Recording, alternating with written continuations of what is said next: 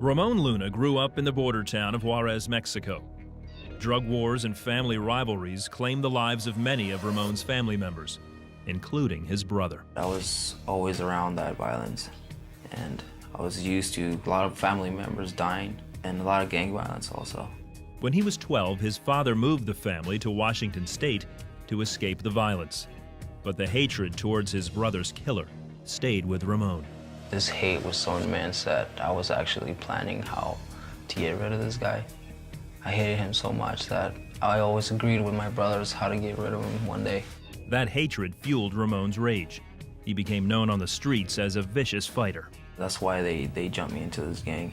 I used to get into a lot of fights. I used to go out and steal stereos. I did it just for the rush because I loved that adrenaline that you get. You're like, wow, we're gonna get caught. By the time he was 20, he had committed crimes worthy of long prison times. But it was a crime he didn't commit that landed him in jail.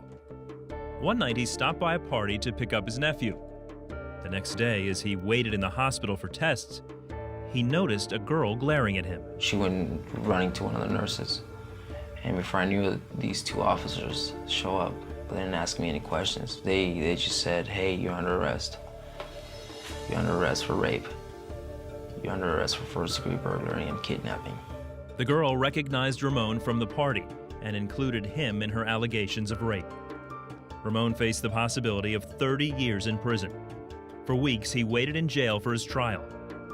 As he became more desperate, he turned to God. Like my eyes just started getting watery because I prayed, how come I'm going through this? You know, just help me. And, you know, if you're really real, just be here. A street preacher came to visit him. Ramon had made fun of this evangelist and his Christian faith for years. And when I saw Chris, I just started pouring tears there. And I told him I was sorry. Ramon met with Chris and Bob, the jail chaplain, for prayer and Bible study. We just read what Jesus says in Luke 6 about, you know, be like your Father in heaven if you want to be children of the Most High. He's merciful to the wicked, so you too. Forgive your enemies and pray for them. They invited me to forgive this girl that was accusing me. I hated this girl. I didn't know her, but I really hated her. And so I closed my eyes and I looked down. I knew God was right there, but I was trying to hear him. And he said to me, I want you to forgive the guy that killed your brother.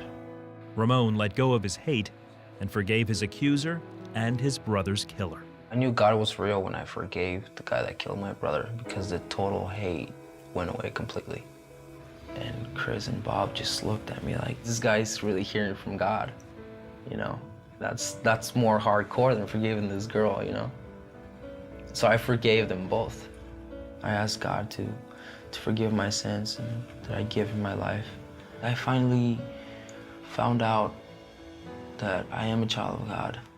The next day, Ramon had a surprise visit from his lawyer. He says, I have good news.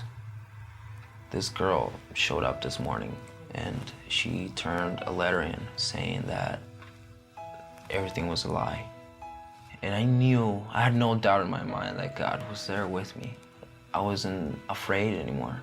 The fear was gone and God's presence was so strong. There's power to transform our enemies when we pray for them. It's not just being weak, it's not being a pushover and letting terrorists run the show. That when we pray for our enemies, that there's a power unleashed there. It's just the power of when you actually decide to forgive someone. Your whole way of thinking just totally changes.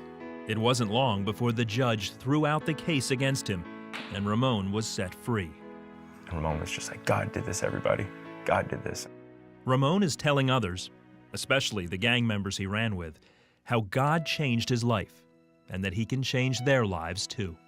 And he'll bring them in here and pray with them. And he'll sing worship songs that just melt my heart and theirs. And gangsters just come right to God's presence. And that's what transforms them.